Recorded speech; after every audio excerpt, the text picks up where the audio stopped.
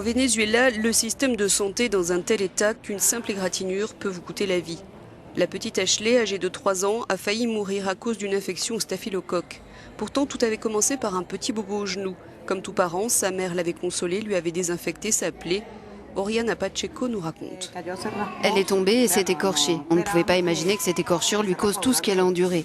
2 semaines après être tombée, elle a fait une réaction, de la fièvre, elle a eu une inflammation du genou, puis une arthrite septique.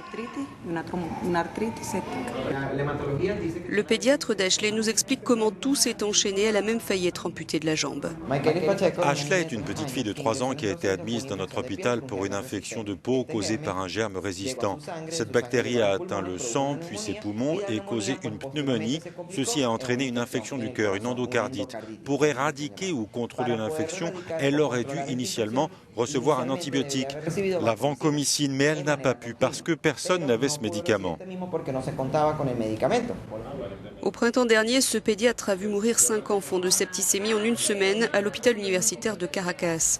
Avec la crise que traverse le pays, les hôpitaux publics manquent de tout. Le nombre de lits a chuté de 40% depuis 2014. Les équipements de diagnostic sont hors d'usage. Pas d'antibiotiques, même le désinfectant manque. Selon le gouvernement vénézuélien, l'an dernier, 1 personne sur 3 admise dans les hôpitaux publics est décédée. Et le pédiatre d'Ashley le reconnaît, ce n'est que grâce à la persévérance, à l'entêtement et au sacrifice de ses parents que la petite fille est encore vivante. Ils sont parvenus à lui trouver un système de drainage thoracique grâce à des connaissances. Ils ont fait la queue pendant des heures pour avoir des rendez-vous dans des cliniques privées, pour des radios et pour acheter des médicaments. Ils ont vendu leur réfrigérateur, leur télé, leur portable pour la faire soigner. Fin septembre, après 2 mois d'hospitalisation, Ashley a finalement été autorisée à rentrer chez elle.